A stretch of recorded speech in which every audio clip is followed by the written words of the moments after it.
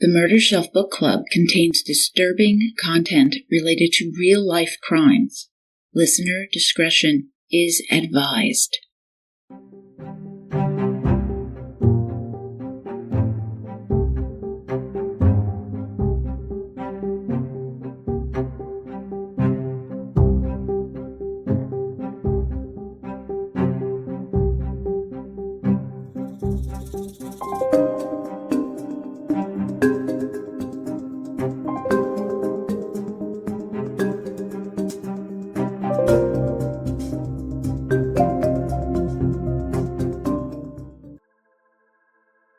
Welcome to the Murder Shelf Book Club podcast. I am your host, Jill. Thank you so much for becoming a murder bookie. I really appreciate you. This is another special interview with the author of a book on a lingering unsolved mystery. The book is Things Aren't Right: The Disappearance of the Yuba County Five by Tony Wright. This is a comprehensive, exhaustively researched study on this case, and it is often referred to as the Bible on the Yuba County Five. In addition to his Things Aren't Right book, Tony Wright is the author of 2 comic books and a graphic novel with Source Point Press. Tony is an archivist, father, a husband, and a lover of rock and roll. When he is not writing or spending time with family, he's a Cleveland Browns fan. Tony has been featured as a Yuba County Five case expert on the Mopac audio podcast, Yuba County Five, and on Netflix's Files of the Unexplained Episode 3. I recommend all of them. But I have an announcement, so attention, everyone.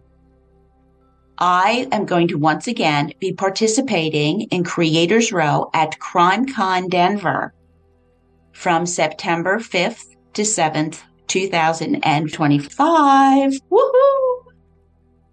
You can save 10% on your badge by using my code, all one word and all lowercase letters, MurderShelf. So you just visit www.crimecon.com/CC25 to purchase your badge. We had an incredible time over the past 2 years at CrimeCon, chatting, hanging out, having a couple drinks, talking cases, and book suggestions. And I think this year's event in Denver is going to be the best yet. So stay tuned for more details as they come out. Make sure you're subscribed, and I cannot wait to see my murder bookies in Denver.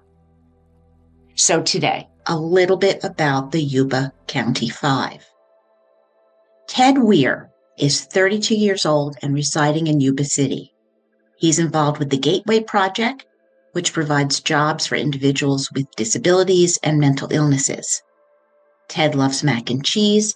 He is known as the goofy uncle in his family, and he works as a janitor at the local high school.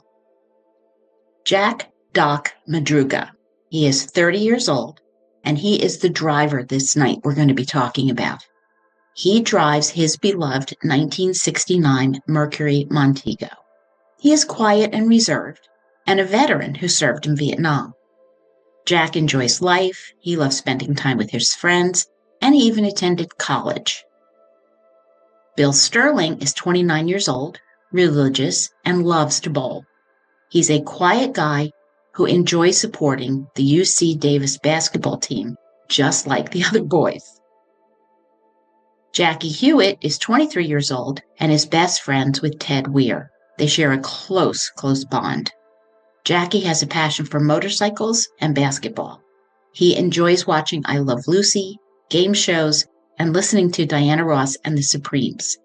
And he has a girlfriend.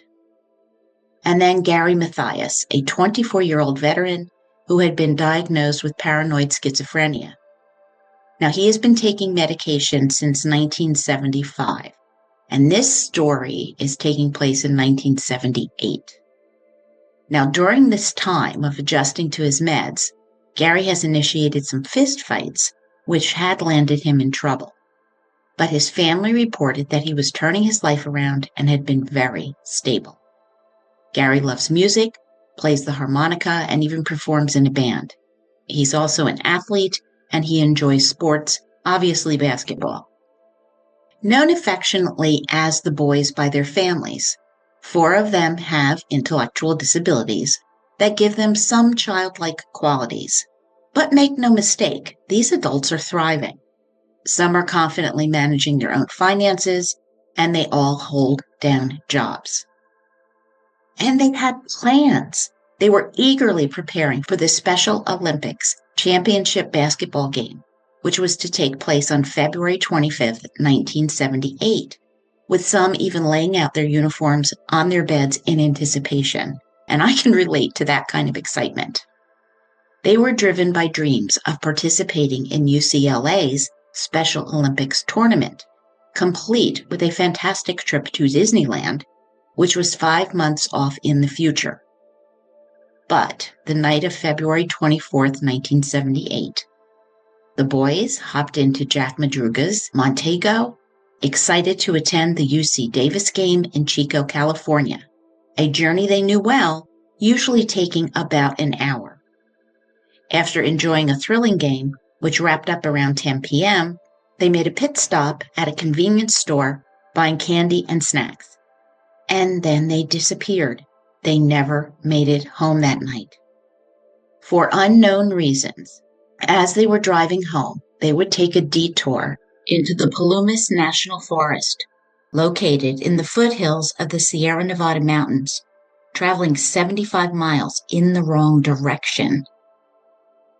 Here, the temperature is significantly colder, below freezing, and none of them are dressed for this weather. They will abandon their car and walk into the snowy forest, where they mysteriously vanished. And with this brief introduction to this devilish mystery, let me welcome Tony Wright to the Murder Shelf Book Club podcast. Hi, thanks for having me on the show. Well, thanks for writing such a fabulous book. Well, thank you. It was an experience, but it was a great experience. I can't imagine. Your book is big. It is. I have to ask you this. This case is 47 years old. What hooked you into this adventure of yours in gathering all of the information that I've ever heard, plus so much more, and being able to put this in a way that is so understandable to the reader? I found out about the case in 2018. I was watching a YouTube channel called Criminally Listed, and the 100th episode talked about the case. And when you watch one channel on YouTube, like the algorithm suggests other channels, and they were all talking about this Yuba County Five case. And I thought, oh, that's a really interesting story. I'd like to know more about it. So I went to look for a book at the library, and there was nothing available. And then I thought, well, if my library doesn't have something, maybe Amazon will have a book, and nothing was available. So I decided to write the book. And this was the end of 2019. So I thought going into 2020, I had all this time and all of this freedom to sort of like travel about and do what I need to do. And so from about 2020 until about 2023, I worked on the book and traveled to California twice and researched the case, interviews with the families and law enforcement and people who sort of were familiar with the case and had researched it, and just some other people who were sort of tied to the community or tied to the case as well. So it turned out to be like this 3-year journey into creating this book. I don't know how long it would have taken without COVID, but I'm just glad I got to do this book my way and just take the time to do the research the right way and tell the complete story. Oh, I think that's one of the reasons I liked it so much, because you took your time, even in the story itself, to measuredly go through all of the details. I'm a detail person. I love the details. Thank you. And thank you for writing it, because there's not a lot of information out there in book form. No, my book, and then the only other book is by an author, Drew Beeson, who's a friend of mine. He has a book called Out of Bounds. And then there's maybe one or two other books out there that are floating around that are sort of Yuba County Five-ish. They're sort of these bizarre books. So yeah, I'm happy that the book is out there and people have it as something to get started diving into the case. Yes. Well, please dive into the case. I've already left them hanging that they go off and make this bizarre detour and disappear. Right. And yeah, that was the night of late hours of February 24th, 1978. And yeah, they vanished in the Plumas National Forest. And the families are very concerned. They're worried. They're up late. They're calling each other. And by the early morning, they decide to call the sheriff's department, but nothing really comes of it because the sheriff's department hears, 5 men that are missing that are in their early 20s to early 30s. It seems like a long Friday night in their opinion, so there's no need to rush out and find these men. But the families do some of their own groundwork and they do some searching. They get the word out to the media. They go up to Chico where they went to the basketball game. And by 8 o'clock Saturday, or 8 p.m. Saturday, they've got another call into the sheriff's department saying, all right, it's been 24 hours. We don't see these guys. Let's get a report going. And so there was a be on the lookout for these guys, from up to the Oregon state line down to the Sacramento area. And the car isn't found until Tuesday, February 28th. And that's when it was reported in by one of the forestry workers who actually saw the car up in the Plumas for a little while. And so when they went home and watched television, they started putting two and two together like, oh, it's that car that I saw up in the Plumas. So law enforcement got up there. They checked the car. The keys weren't in it, but they could hotwire it. And there was a quarter of a tank of gasoline left in the car. The wrappers and pop bottles and milk bottles were left in the car from the trip to Bears Market. There was a map out. There was like a kind of like a sports page kind of publication, and like the tickets were in the car along with a program from the actual game. So investigators said, all right, these guys are at the game. We know a little bit more about this, but they're not in the car. And the car had been stuck in some snow. The amount of snow they were stuck in varies from a few inches to 6 inches of snow to maybe a little bit more. But what we do know is the undercarriage of the car wasn't damaged. The tires definitely look like someone was spinning them at one point, trying to get out of the snow. But the men were nowhere to be found. So a massive search and rescue operation gets underway. The car is located in Plumas County, so Plumas County heads the search and rescue operation. Yuba County does work back in Yuba County to handle any sightings or any other leads they need to follow or start talking to people. And unfortunately, as the car is found, people are calling in from all over the state saying, oh, I think I saw these guys, or maybe I saw a couple of these guys. So law enforcement has to follow all those leads. And then they find out there was a guy on the same road as they were that night. He was stuck in his car. He was up ahead. Yeah, I'm not sure how far up in the distance he was located from their car, but he's the last person to see him alive. He starts talking to the press and is interviewed by law enforcement, and his stories are not at all consistent. Mm-hmm. Everything from his heart attack to what he was doing that night, what he heard when the Montego pulled up into the Plumas. He talks about his walk back to Mountain House, but he never tells anyone at Mountain House he saw the car up in the Plumas, and someone needs to call, law enforcement because these guys ran into the woods. Tony, I am not a medical doctor, but I have to tell you, in reading about his evening trek from having a heart attack, throwing up, defecating, I think he had angina and maybe too much to drink. That's what other people have said. And I talked to his neighbor, a guy by the name of Tom McGarry, who's mentioned in the book. Tom has said that Schoen's claimed he had angina and it was a constant problem, but he was always getting stuck up in the Plumas from either having too much to drink or just getting stuck in the snow. And so he did not endear himself to the locals up in that area. He was definitely an interesting character, but he's the last person to see the men alive. They vanish into the Plumas on February 24th. So you have Butte County involved, you have Yuba County involved. Sutter County, where Bill Sterling's from, is involved to a certain point.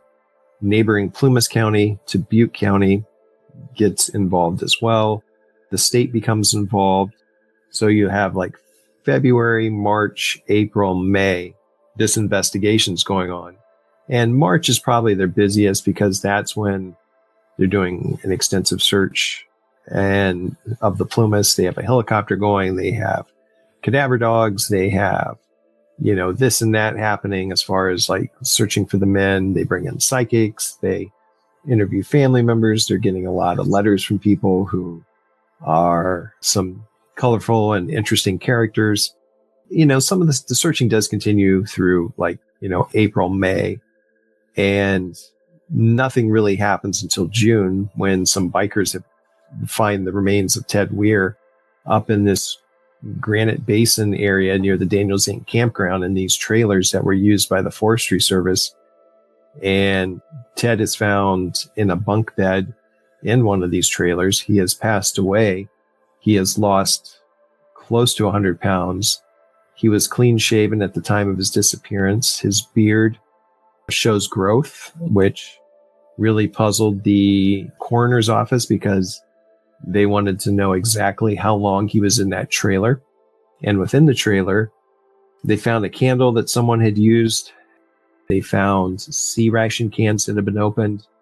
There was dried food that had never been touched. There were other supplies like blankets and flashlights. Some of those were scattered about or kind of put out in the area around the trailer. So in hopes if someone would get them, or we don't know what happened. But also in the trailer, when they found Ted Weiher, they discovered Gary Mathias' shoes. So Gary's shoes are in the trailer. Ted does not have any shoes on, but he has really bad frostbite. And his pants are sort of rolled up, or he had like either trousers or jeans on, but they were rolled up to his knee. And it showed bad frostbite, blood poisoning. And so once it's discovered that Ted was found in the trailer, like families and the media get up to that area and they start like, okay, what happened? What's next? What are we going to do? So they start like searching from the trailer around the area to see what they can find.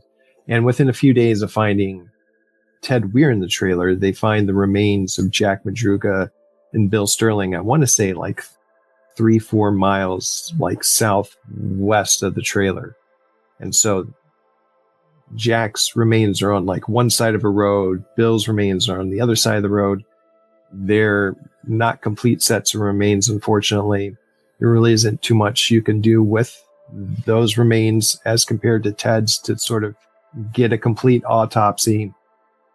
And then like a day or two after that, the remains of Jackie Huett are found about a mile south of the trailer. And again, you don't have much to work with. But with Ted's autopsy, they said it was pulmonary edema. I guess like fluid had built up in his lungs.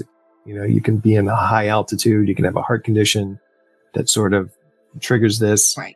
Ted's family wasn't really aware of a heart condition, so they never could say it was a pre-existing condition with his heart, or it could be from being, they were probably 4,000, 5,000 feet up in the foothills. Probably the weather and, rugged conditions of the Plumas were contributing factors. He also had, severe frostbite. The best they could do with the coroner's office is say that the pulmonary edema along with the exposure were definitely the reasons behind his death. And then the same was done for, Jack Madruga, Bill Sterling, and Jackie Huett, because they only had so much to work with. They can only say, we believe their deaths were due to exposure. And, it is a limited amount of, remains to work with. And it was hard for them to actually determine. And they actually had a hard time determining Bill Sterling's remains because he had some dental work that was done. Right. And his dentist kind of said, I'm going to make a guess on this. I mean, that's got to be Bill, because the work that he had done on his teeth matched up, and he felt confident that he could identify Bill that way. And the same could go for Jackie. I mean, they just didn't have a lot to work with. So as this is all happening, the funerals are being planned. The community is really reaching out to the families with support. But there's also a lot of questions coming up in the press like, okay, where we found these guys was about 12 miles northeast of the car where it was abandoned. 12 miles. Oh boy. Yeah. And the thing is, across the land, if you were to walk across the terrain of the Plumas, it's about 5.6 miles. But the Plumas isn't like walking. It's not like, you're walking into Walden or something like that. You're just, I'm going to be in the woods. This is a rugged terrain, and it's winter, and the conditions just aren't right if you're not sort of what we call a rugged outdoorsman. And so they would have had to follow like these almost like logging roads that would lead to sort of this Granite Basin fire camp area near Daniels Zinc. And the way that the roads are sort of like cut through the area and the way they wind, that ends up being 12 miles. There was reports from the Forestry Service that they had sent a snowcat from like the location near where they abandoned the car to the trailers where they found Ted, because they were new trailers and they didn't want snow accumulating on the roof of the trailers, because if it would get to be too much, that's a lot of extra weight. And if you get like wet snow on a roof and then if it freezes, that's just bad news for the trailer itself. And they didn't want them damaged. And they said that they had sent a snowcat out the day before the men went missing to clear roofs at those trailers. And what happens is it's kind of wild, because a person I talked to I've claimed that they're a very reliable source, and they are, but they asked not to be named, said, yeah, I know that snowcat went from like possibly the Mountain House area and drove up and cleared those roads. So it's super frustrating, because that could have been a path that someone could have said, well, the trailers are up there, because there's talk in my book about, they start looking in other cabins, but there's never been a map made available to show where they looked in the Plumas. So how far north, south, east, west were they going to search cabins or maybe some other areas, because they find like someone had marked a trail with like gold cloth. And so all these things are sort of like adding up like, hey, how come no one went that way? That seems very inexplicable to me. Mm-hmm.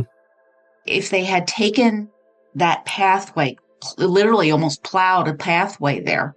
Was it snowing on the 24th and 25th that, people really aren't? So it would have remained clear, and you would have been able to see this has kind of been plowed. Mm-hmm. Well, I'm not some kind of forestry wizard, but hey, we can walk up there. Maybe this is where they went.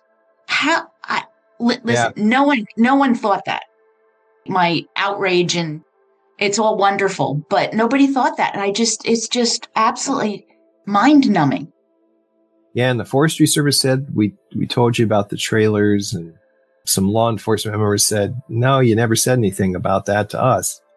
There was one family member who said that they had talked to someone in law enforcement, and they asked why they never went up that way. And they said, they wouldn't have made it up there. We never thought that they'd make it 12 miles up that way, which is interesting. And, some people have theorized that they could have been driven up that way, or, however, sent up, transported, which you kind of have to know, like, who would have had access to that kind of equipment. Did they walk that way?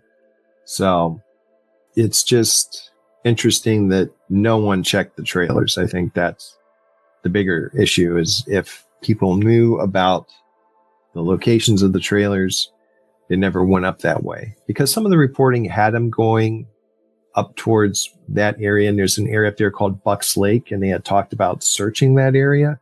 And if they had a helicopter, how well could the helicopter see?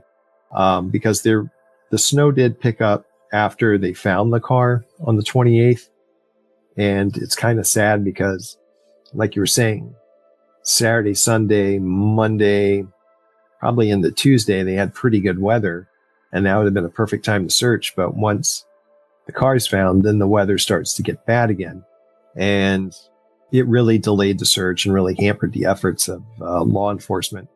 Do you think that having the 4 different or 5 different law enforcement agencies, that someone might have gotten that information and didn't relay it, and it, having all of this help actually hindered? I think so, because from what I've heard and read, it sounds like there could have been some bad blood between Yuba and Butte. There's a tape of a meeting with Jim Grant, who was the sheriff of Yuba County. And I think the families were interested in hiring a private investigator, and Jim Grant was trying to, talk him out of it. But he kind of made a comment along the lines, well, maybe a private investigator would do more work than Butte County or something like that, or be more honorable than them. So he kind of took a jab at him in this meeting, which I found to be really interesting. But in talking to the few people that I could talk to in law enforcement who are still around, it did seem that communication between the two agencies really wasn't great, and things didn't really improve until the state of California showed up in, May of 1978, which would have been, it's a couple months. Well, you're, March, April, May, you're like 3 months in. And the guy from the state said, you guys got to talk and let's get on the same page. Let's discuss the places you've searched. Because it seems to me that some of the things the state asked the counties to do, as far as like research and pull files, it didn't seem like they did that initially, like checking like radio logs the night they went missing, or arrest records the night they went missing. And I kind of sat back and thought, oh, did they do that? Did they not do that? Or there's just so much to this case, it's not even funny. But, as the state comes in towards the end of May, it's like not long after that, they start to find the remains of 4 of the men. And I talked to Avery Blankenship, who was a detective at the time with Yuba County. And he said that by that point, he thought that hunters would find any remains around maybe October, November, and that would give them some answers. But it was kind of surprising they got the information in June. Fortunately, they did, but still, it's just puzzling how they got to that point in the Plumas National Forest, going off the highway, because it's not an easy drive. It's a real tedious trip up into the foothills. I mean, it's a nice drive. I mean, if you're going up there, for me, it was always sort of an ominous drive going up there twice, because you kind of know why you're going up that way, and you know everything you know. But the times I've been up there, it's beautiful land. It's a beautiful area, but there's plenty of opportunities to turn around. It's nothing like taking 70 or 99 home to get to, Marysville or Yuba City. So it's not the same as that area. So you're kind of looking around, and the snow's also going to be a dead giveaway of like, nah, it doesn't snow around here, so we should turn around. There's like so many of these like question marks we've got with the case, like from going from Chico to Oroville up into the Plumas and not turning around, not asking for help, and then leaving a car and going into the woods. It just seems, as the title of the book says, things aren't right. So we've got all of these missing pieces to the case. And unfortunately, I think there's way too much lost to time with the case. I mean, the car's not around anymore. I don't know if any of the evidence was saved, as far as like the cans they saved. I do believe some of the maps may still be in existence that were kept in Jack Madruga's 1969 Mercury Montego. Yeah. But other than that, I mean, I don't know what else there is other than the case files. And so, and I have to see the case files, but not much in the way of pictures, just pictures of the car the night they found it. And it was just like a strip, like of all the negatives that they had developed. So that they weren't like individual photos all blown up. which would have been a huge help. Yeah. It's so frustrating. Yeah. I have to ask you if this is true. I'm not sure if I read it in the book or elsewhere because I like seized on everything Yuba that I could find. When they found Ted, they thought he had been alive up till 2 weeks or so prior. They were concerned about the amount of time that he had lived in the trailer because it's the full beard that really kind of raised an eyebrow for law enforcement because they said, well, if this guy was clean shaven, how long would it take him to grow the beard? You know, is he going to grow anything post mortem? Like, is that possible? And someone said he could have lived anywhere from 4 weeks, and some more bolder statements were like 10 to 12 weeks. But we don't know the exact amount of time because they said, you know, they wanted to get like a sample of some tissue and do further tests on that. And that was never made available with any of the records. So we don't really know how long he could have been up there, but it's definitely, he wasn't like up there for like a few days then died. He had been up there for some time. So I wondered about what Tony said about beards growing after death. You hear about nails growing and things like that. So I reached out to Joseph Scott Morgan. He's a former death investigator. He worked at the coroner's office in New Orleans. He worked at the Fulton County Medical Examiner's office in Atlanta. And now he is the host of Body Bags. If you don't know Body Bags, you need to know Body Bags. But anyway, I asked if beards grow after death. And Joseph said no. And if they do, negligibly. So the growth on Ted's beard only happened while he was alive, which means that he lived for some time.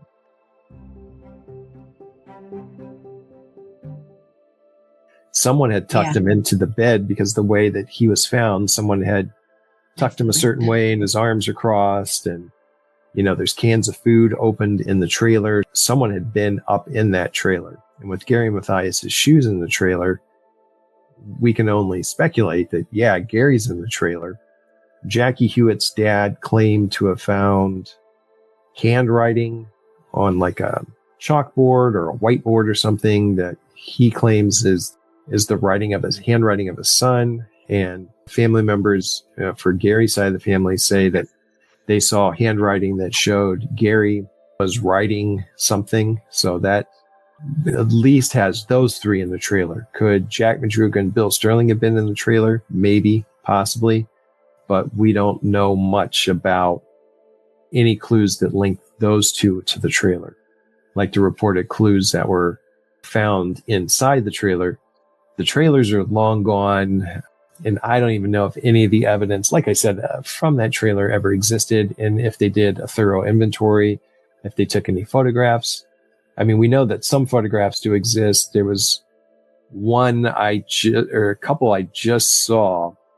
ABC News out of Sacramento did a report on the Yuba County Five, I want to say last year. And there were some photographs that showed up, and I thought, ooh, I've never seen these before.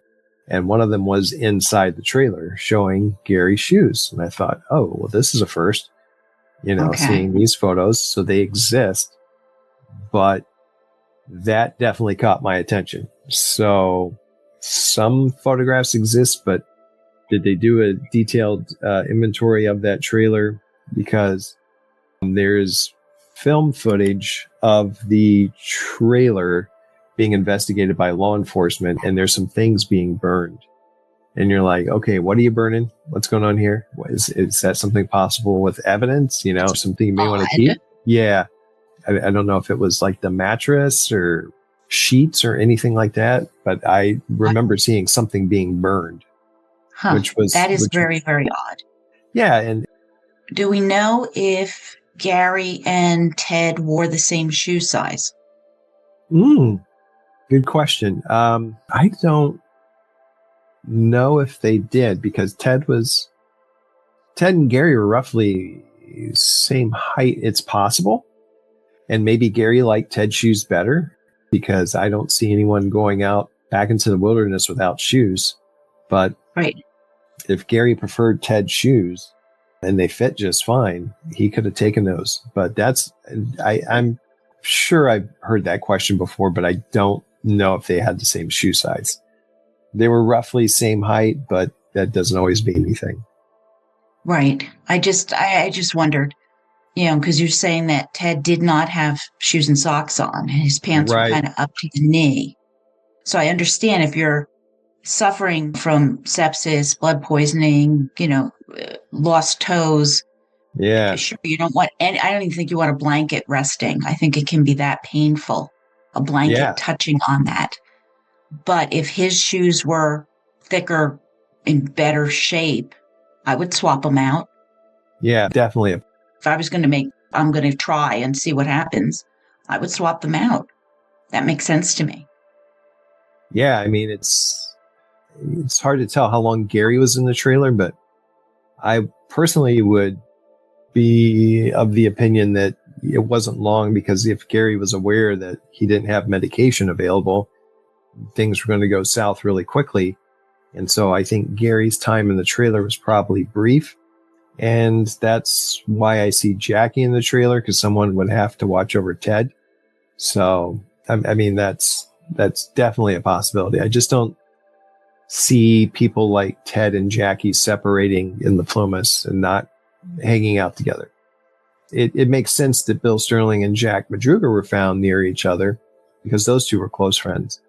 But Yes. But for Jackie, Huett, and Ted to be apart like that, I just don't buy it. Yeah. No.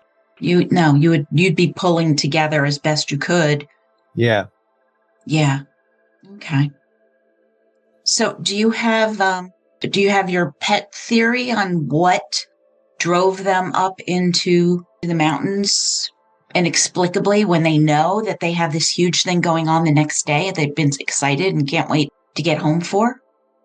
Yeah. One theory I have is that to get from point A to point B, they have to travel through the town Oroville.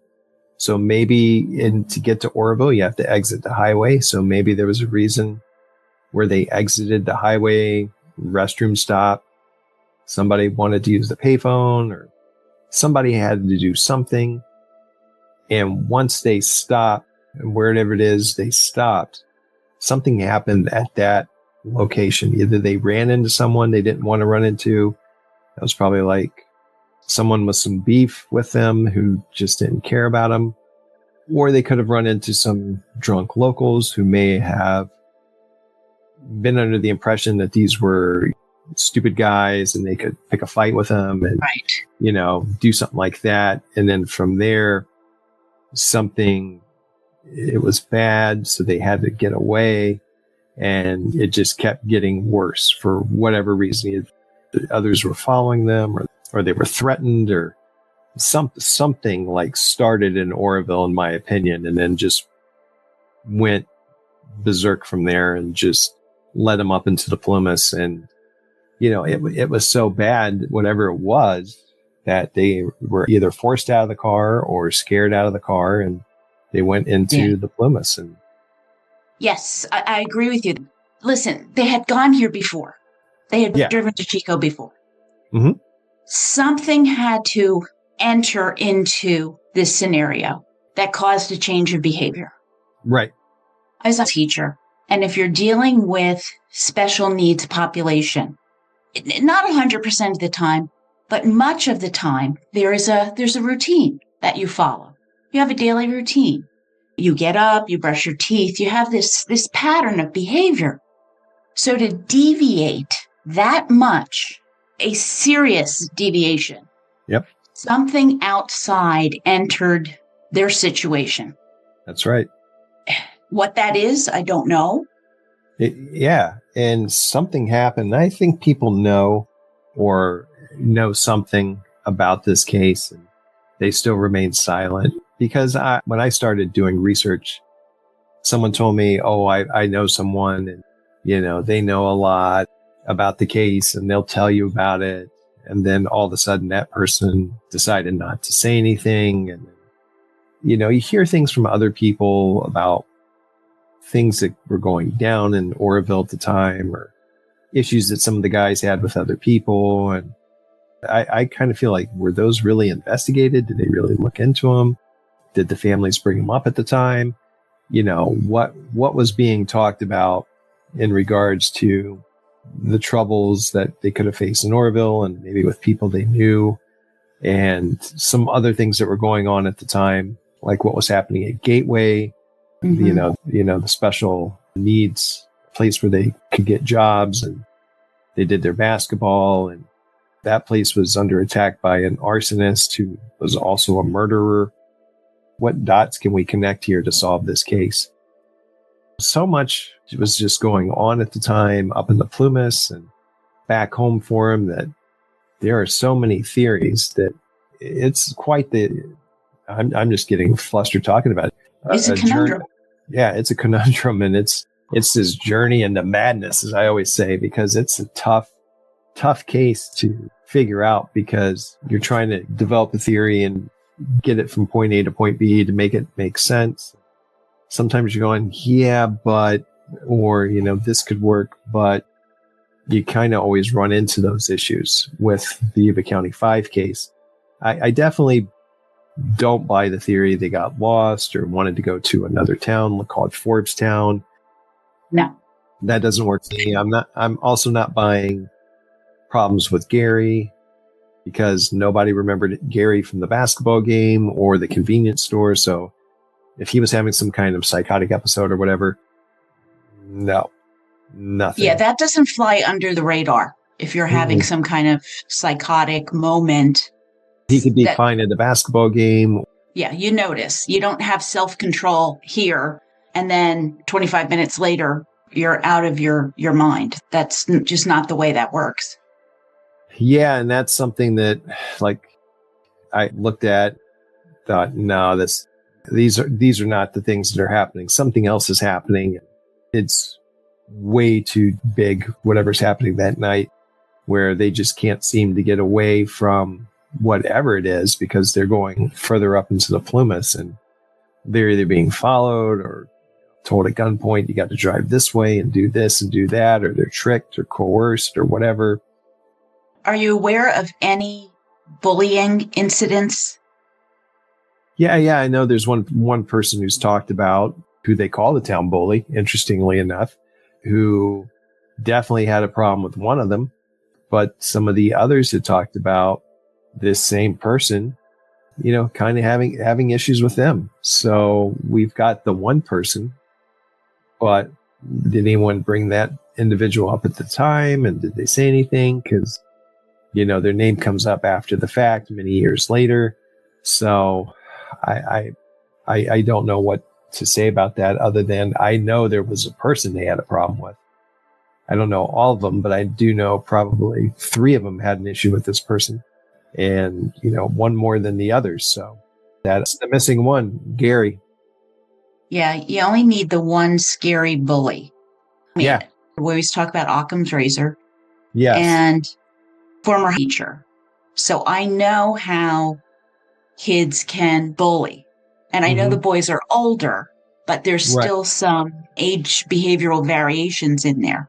And I'm saying, why would you deviate so much? Well, if you were frightened of someone, whether they picked up somebody's attention at the game, or if they did stop some point for a bathroom break and caught the attention of somebody who just scared the bejesus out of them. And they said, well, we can't go that way. He's gone that way. We can't go that. Let's go this way.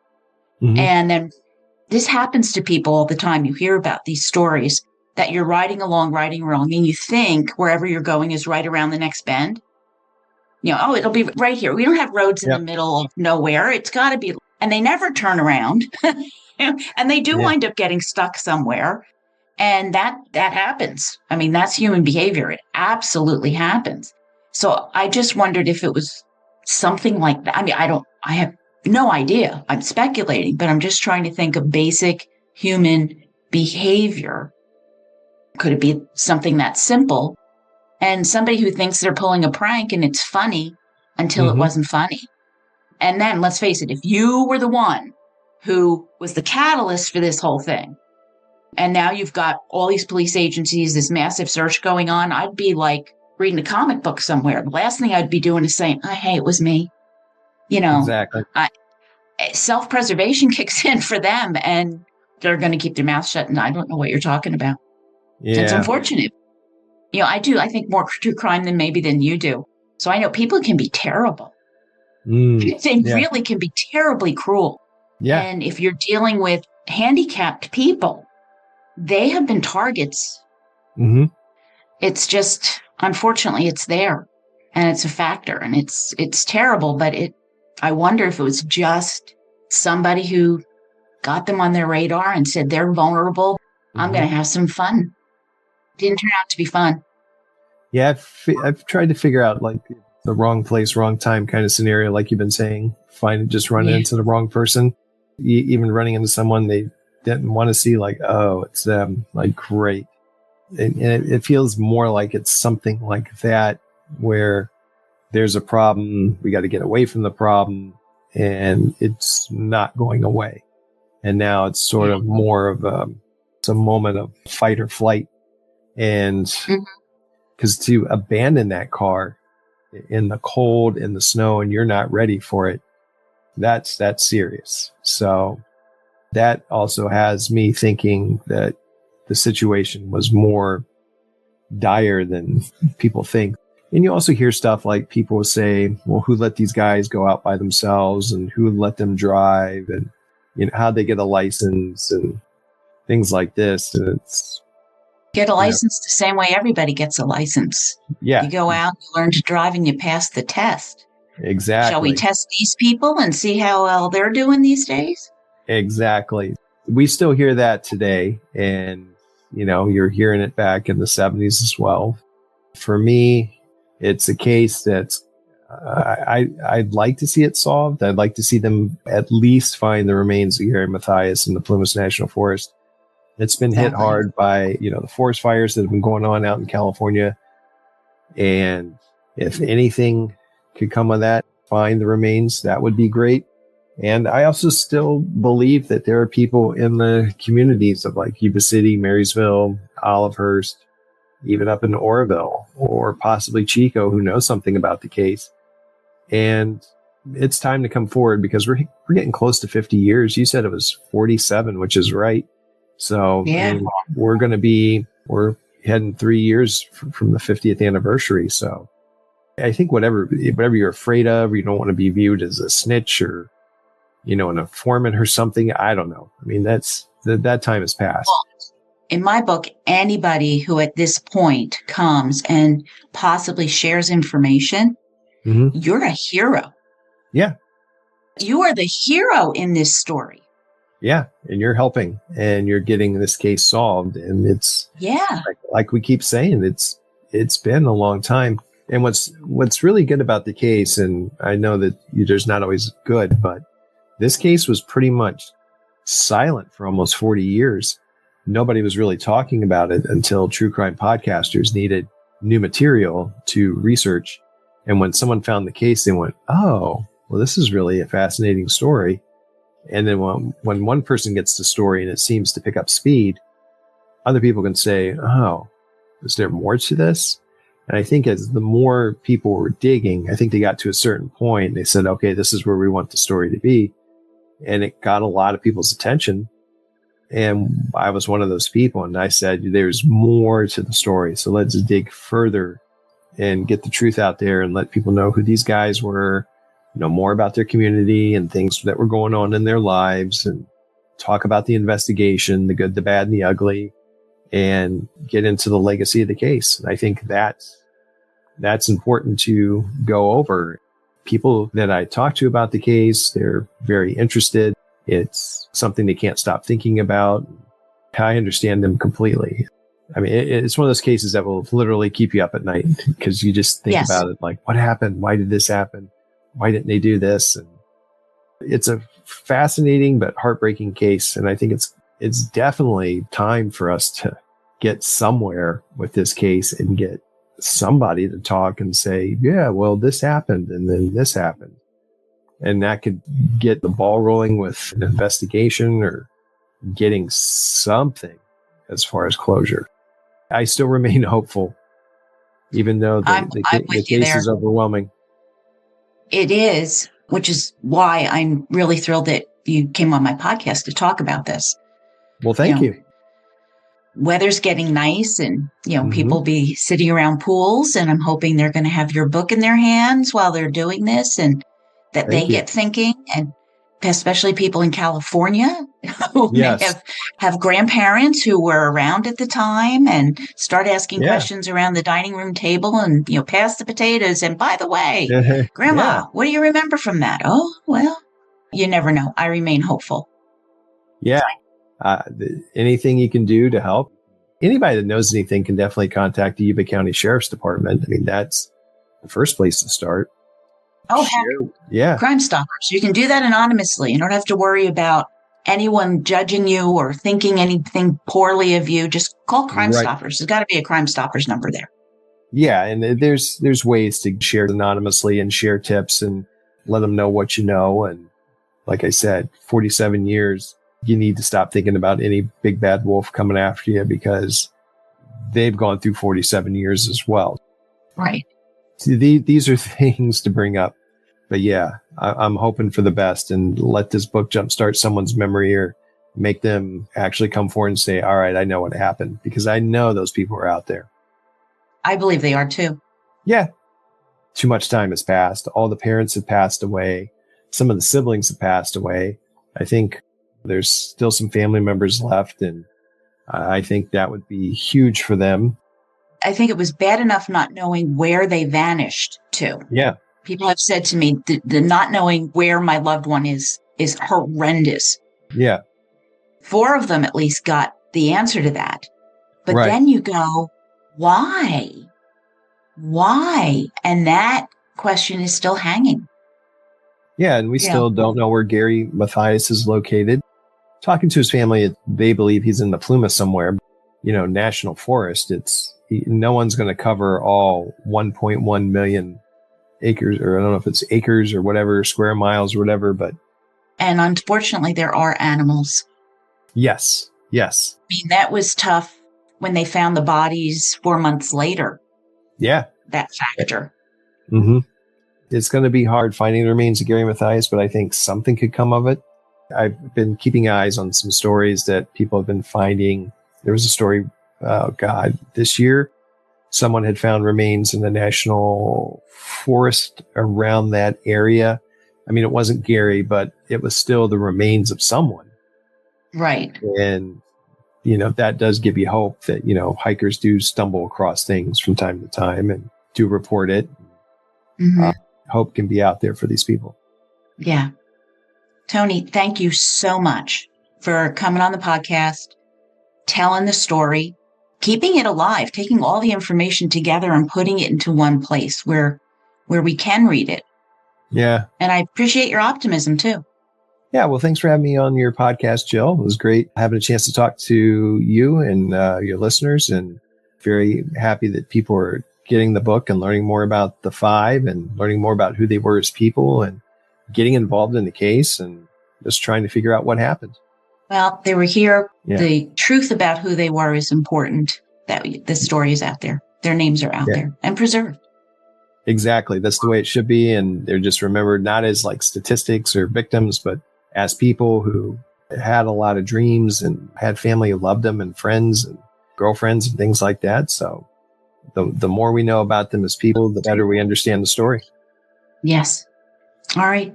Thank you then. I really appreciate you. And I'll be in touch, especially if there's any break in the case. Sounds good. Well, thank you, Joe. You have a great day. You too now. Well, what a mystery. I am so appreciative of Tony coming on the show, giving us all of these details. Now, this case remains unsolved. If after listening to this or reading Tony's book, you have a memory surface, a vague recollection, maybe of an overheard conversation, or any clue that might help figure out what happened to the Yuba County Five, please call the Yuba County Sheriff's Department at 530-749-7777. That's 530-749-7777. It's time. It's been 47 years. It's time. Thank you for listening, Murder Bookies. I see you as you hear me. I hope you will add Tony's book to your summer reading list. You can buy Tony Wright's book, Things Aren't Right, The Disappearance of the Yuba County Five, on Amazon, at thriftbooks.com, and through Genius Book Publishing, among many other places. I have links on my blog at www.murdershelfbookclub.com, July 2025, with my sources, show notes, photos, and maps.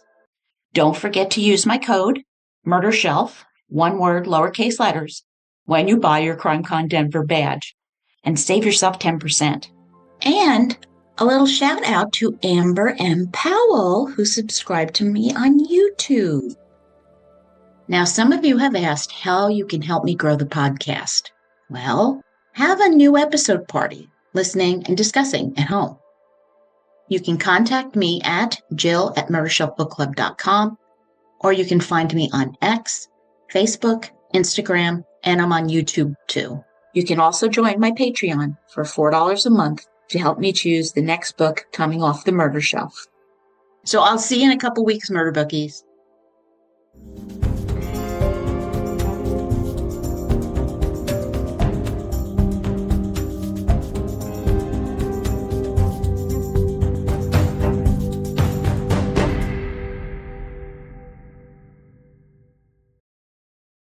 Written and produced by Jill, all rights reserved. Music, The Pewter Elephant by Blue Dot Sessions.